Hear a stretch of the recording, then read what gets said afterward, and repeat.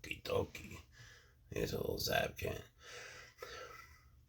So one of the things that is cool about training in jiu-jitsu is that there's so much information available by great coaches. There aren't great coaches everywhere, so you can look online. The best in the world, of course, is John Danaher, and you can watch his videos, and then you want to listen carefully. And then when you go to training, most schools, they teach a new technique, and then when you go to spar, well, everybody sort of knows what you're going to try to do. That's the idea. And there's round robins and so on, but everyone's trying to do the same thing. Whereas the guy who's listening to other coaches and watching other videos on YouTube or whatever, or maybe bought some videos, that person is going in with the intention of trying something deliberate training, where you know what you want to work and they don't. So there's something to be said for that when you're working with a snake. I have a plan for each one. It doesn't always go according to plan, God knows, believe me. But when it comes to, say, for example, this guy, and I know I shouldn't say it, but this is a guy who I can and I will eventually free handle, probably in private. I'm not sure I'm going to post it, but I always have a plan for him. I know what I'm looking to do, which is to sort of get him in the right position where I can get under him and support him. And at this point, it's without getting too close to his strike range. But I see no indication whatsoever that he has any intention at all of striking. So when I work with him, I have something that I know, something that there's intentionality here. There's something that I want to achieve with him so that the next day we can go a bit farther. Now, had he been like turning around and trying to get at me like now, it'd be different. And your experience, what you bring to this table, matters a lot. Because if this is what I was hoping to do. This is good. See how he continues forward? He's not turning around towards me. He could, but he's not. I'm not going to stay here forever, but I want him to feel the support, and I want to see which way he goes. He went in a very good way. I just wanted to be super extra cautious because this is new. So the idea of thinking about, where do I want to go today? You have daily goals, weekly goals, monthly goals, yearly goals. It's important, in my opinion, to have these goals with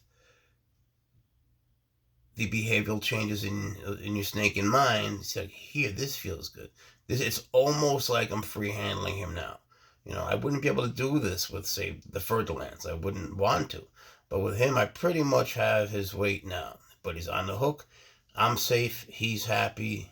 He's more happy than he would be with just the hook. You see how it's easier for him? I'm not free handling him, but I might as well be.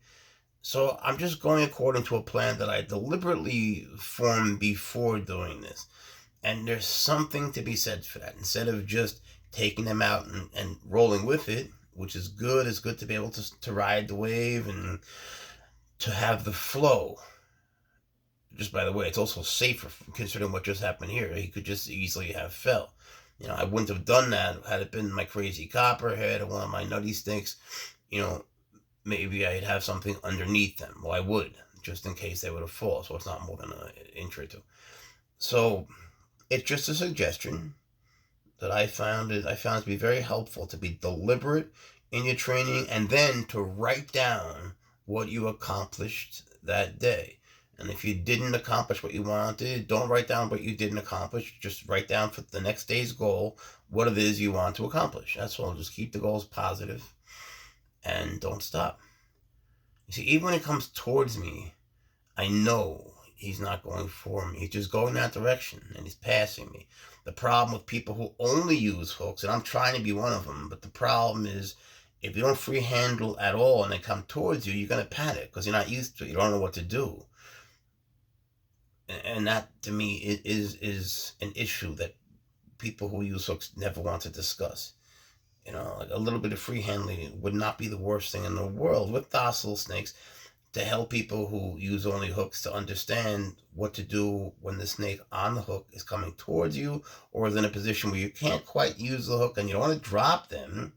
You know, I mean, there are times when you have to say, I mean, so much, the people that use hooks, not to call them hookers, but the people that use hooks, there are times when they'll just drop the snake when I would never do that, you know, and there's so much to be said for the enhanced mobility. You can go in any direction when you're free handling them. And yet, I'm trying to stop. So if nothing else, on my little path here towards stopping, I'm checking. See, that would never have happened otherwise. I'm checking to see. I got you, buddy. I got you.